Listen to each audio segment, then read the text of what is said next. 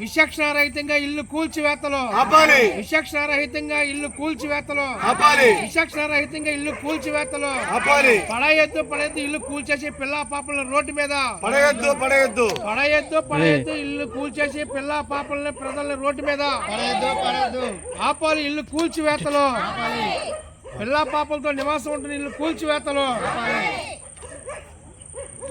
కోసం పేద ఇళ్లు కూల్చడాన్ని ఖండించండి. ధనవంతులకు మేలు చేయడం కోసం పేద ఇళ్లు కూల్చడాన్ని ఖండించండి. ధనవంతులకు మేలు చేయడం కోసం పేద ఇళ్లు కూల్చడాన్ని వ్యతిరేకించండి.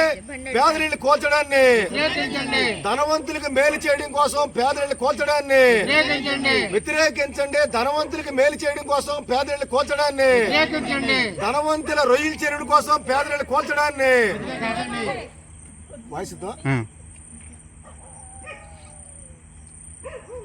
ఉండి నియోజకవర్గంలో గత సంవత్సర కాలంగా పేదల ఇళ్లు తొలగింపు అన్నది జరుగుతూ ఉంది. ఒక విధంగా చెప్పాలంటే ఉండి నియోజకవర్గంలో పేదల మీద ఉండి ఎమ్మెల్యే రఘురామకృష్ణరాజు గారు ఒక సర్జికల్ స్ట్రైక్ చేస్తా ఉన్నారు. ఇప్పటికే 100 ఇళ్లు దాటి 1000 ఇళ్లలోకి వచ్చింది కూల్చివేసిన ఇళ్లు. దానికి ఏం చెప్తున్నారంటే మేము అభివృద్ధి కోసం, రోడ్ల వెడల్పు కోసం, అలాగే కాలువల బాగు చేయడం కోసం అని పైకి మాటలు చెప్తా ఉన్నారు. ఇవన్నీ కూడా వట్టి అబద్ధాలు తప్ప దీంట్లో నిజం లేదు. ఈరోజు మనం ఉణుదూరు గ్రామంలో ఇక్కడ 60-70 ఏళ్ల నుంచి కాపురం ఉన్నటువంటి పేద ఎమ్మెల్యే గారి ఆదేశాలతోటి అధికారులు ప్రయత్నం చేస్తా ఉన్నారు. ఉండి మండలం ఉణుదూరు గ్రామం అంటే ఇదొక చిన్న కుగ్రామం. ఇక్కడికి ఏమి పెద్ద ట్రాఫిక్ లేకపోతే ఇదేదో మెయిన్ రోడ్డు ఇదేమీ కాదు. అసలు వాస్తవం చెప్పాలంటే ఇది కుగ్రామం కాబట్టి ఈ గ్రామంలో ఉన్నటువంటి అనేక మంది ధనవంతులు భీమవరమో, విశాఖపట్నమో, హైదరాబాద్, ఇతర ప్రాంతాలు వెళ్ళిపోయి నివాసం ఉన్నారు తప్ప ఈ గ్రామంలో ధనవంతులు ఎవరు కూడా బయటికి వెళ్ళిపోయారు. ఎక్కువ మంది పేదలే ఇక్కడ నివసిస్తూ ఉన్నారు. అయితే ధనవంతుల ఆస్తులన్నీ కూడా ఈ గ్రామంలో ఉన్నాయి. ఇవాళ ఉణుదూరు గ్రామంలో రోడ్డుకి ఎటువంటి ఆటంకం లేకుండానే పేదలు పక్కా ఇళ్ళు నిర్మించుకున్నారు. దాంట్లో కష్టార్జితం ఉంది, అప్పులు ఉన్నాయి, అనేక ఇబ్బందులతోటి శ్రమతోడ్చి ఇల్లు కట్టుకున్నారు. కానీ ఈ రోజున వీళ్ళు వెనకాల ఒక మురుగు బోధి, ఒక కాలువ వెళతా ఉంది. ఆ పక్కనే రొయ్యల చెరువులు ఉన్నాయి. ఇవాళ ఎత్తుకాడు ఏంటంటే మొత్తం ఇల్లు తీసేస్తే మొత్తం ఆ రొయ్యల చెరువుల యజమానులు అందరికీ కూడా ఈ మెయిన్ రోడ్డుకి హంగు ఏర్పడుతుంది, మొత్తం వాళ్ళందరికీ కూడా బ్రహ్మాండంగా ఉంటుందనే ఉద్దేశంతో వాళ్ళకి మేలు చేయడం కోసమే ఈ తొలగింపు అనేది జరుగుతూ ఉంది.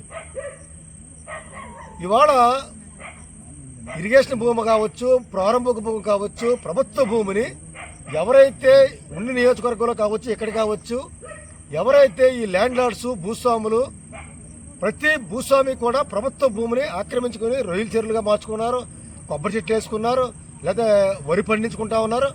వాళ్ళ దగ్గర నుంచి ఎక్కడా కూడా సెంటు భూమి తీసుకోలేదు. ఏ అధికారి కూడా నువ్వు మా ప్రభుత్వ భూమి ఆక్రమించుకుని నువ్వు ఫలసాయం తీసుకుంటున్నావు, పంట పండించుకుంటున్నావు, మేము మీ భూమి తీసుకుంటున్నాం అని చెప్పేసి ఎక్కడ కూడా నోటీస్ ఇవ్వలేదు. వాళ్ళు దిక్కులేక బతకలేక ప్రభుత్వ భూమిలో ఇల్లు వేసుకుంటా ఉంటే ఆ ఇళ్లని కూల్చేస్తూ ఉన్నారు. ఇది ఎంత అన్యాయం. ఇవాళ పేదలు ఒక్కసారి మాత్రమే ఇల్లు కట్టుకునే శక్తి, ఓపిక, అది కూడా కష్టం, కానీ ఒకసారి కట్టుకున్నారు ఇల్లు. ఒక్కసారి కట్టుకున్న ఇల్లు కూల్చేస్తే మళ్ళీ జీవితంలో వాళ్ళు ఇల్లు కట్టుకునే అవకాశం లేదు. ఎందుకంటే ఇప్పటికే వాళ్ళకి నడి వయసు వచ్చింది, కొంతమంది వృద్ధాప్యం కూడా వచ్చింది. వీళ్ళు మళ్ళీ ఇల్లు కట్టుకోవాలంటే సాధ్యం కాదు. కానీ వాళ్ళు తెలివితేటగా ఏం చెప్తా ఉన్నారు, ఎమ్మెల్యే గారు కావచ్చు, లేదా అధికారులు కావచ్చు, చాలా నైస్గా, నాజుగ్గా వీళ్ళకి మేము అన్ని న్యాయం చేసాం, అన్ని ఏర్పాటు చేసి. ఏం ఏర్పాటు చేశారు మీరు? ఏం న్యాయం చేశారు మీరు? మీ ప్రభుత్వం ఏం చెప్పింది? మీ ప్రభుత్వం చెప్పిన మాట, మేము అధికారులకు వస్తే ప్రభుత్వ భూములో ఇళ్ళేసుకున్న వారికి ప్రభుత్వ భూములు ఇళ్ళేసుకున్న వారికి మేము పట్టా ఇస్తామని చెప్పారు. మీరు మీకు చేతనైతే మీరు పట్టా ఇవ్వాలి. మీకు సాధ్యం కాకపోతే వాళ్ళ ఇళ్ల జోలికి వెళ్లకుండా మాట్లాడి కూరుకోవాలి. మీరు పట్టా ఇవ్వకపోగా వాళ్ళ కాపురం ఉన్నటువంటి ఇళ్లలోకి వెళ్ళి మీరు ఎలా తొలగిస్తా ఉన్నారు? మీరు న్యాయం చేసామని చెప్తున్నారు. ఏం న్యాయం చేశారు మీరు? మేము అధికారంలోకి వస్తే గ్రామాల్లో 3 సెంట్లు, పట్టణాల్లో 2 సెంట్లు ఇస్తామని చెప్పారు. కానీ ఇక్కడ ఎంత ఇచ్చారు మీరు? ఇక్కడ ఏం చెప్తున్నారు మీరు? వీళ్ళందరికీ కూడా సెంటున్నర చెప్పిన మేము భూమి ఇచ్చాం, మీరు వెళ్ళిపోండి చెప్తున్నారు. ఈ సెంటున్నర ఉణుదూరులో మీరు ఎక్కడో దూరంగా ఇచ్చారు. 20 ఏళ్ల క్రితం రాజశేఖర రెడ్డి గారు ముఖ్యమంత్రిగా ఉండగా సేకరించిన భూమి. అనేక మందికి ఆ స్థలాలు ఇస్తే అక్కడ ఇళ్లు నిర్మించుకోవడం సాధ్యం కాక ఎవ్వరూ కూడా ఇంతవరకు ఇచ్చిన పట్టాలు ఇచ్చినప్పుడు కూడా ఆడ పోలేదు. అవి క్యాన్సిల్ చేసి రద్దు చేసి వీళ్ళకి ఇచ్చి మేము ఇచ్చామని చెప్తున్నారు. నిజంగా వీళ్ళకి ఆ పట్టా ఇచ్చినా ఇల్లు కట్టుకోవాలంటే అది భూమి పూడ్చుకోవడానికే వీళ్ళ జీవితాలు సరిపోవు. అందువల్ల ఒకటి, మీరు ఇచ్చిన వాగ్దానం 3 సెంట్లు, మీరు 3 సెంట్లు ఇవ్వాలి. మీరు సెంటున్నర అంటున్నారు. అది కూడా పల్లపు ప్రాంతం ఇచ్చి మీరు పూడ్చుకోమంటున్నారు. అదే వీళ్ళ సాధ్యం కాదు. అందుకే ప్రభుత్వాన్ని మేము ఏం చెప్తున్నామంటే, వాస్తవంగా ఈ రకంగా విచక్షణ రహితంగా రాజకీయ కోణంతో ధనవంతుల ప్రయోజనం కోసం ఇళ్ళకి కూర్చకూడదు. ఇళ్ళు కోల్చాలంటే ఎప్పుడు కోల్చాలి? రోడ్లు వెడల్పప్పుడు, లేదు మొత్తం సమాజానికి ప్రజలకి ఒక అవసరం వచ్చినప్పుడు కొద్దిమంది త్యాగం చేయాల్సి వస్తే దాన్ని ఎవరు కాదనరు. కానీ మీరు ఎవరి కోసం త్యాగం చేయమన్నారు? ధనవంతులు మేలు చేయడం కోసం వీళ్ళని మీరు వాళ్ళకి హారతి ఇస్తున్నారు, వాళ్ళకి బలిస్తున్నారు. కాబట్టే మేము తప్పు పడుతున్నాం. ఒకవేళ నిజంగా ఇల్లు తొలగించాల్సి వస్తే మీరు చేయాల్సింది ఏంటి? వీళ్ళందరికీ కూడా ముందు ప్రభుత్వం స్థలం సేకరణ చేసి ఇళ్ళు నిర్మించి అక్కడికి ఇళ్ళ దగ్గర పంపించి అప్పుడు మీరు దీన్ని తొలగిస్తే ఎవరైనా కూడా హర్షిస్తారు.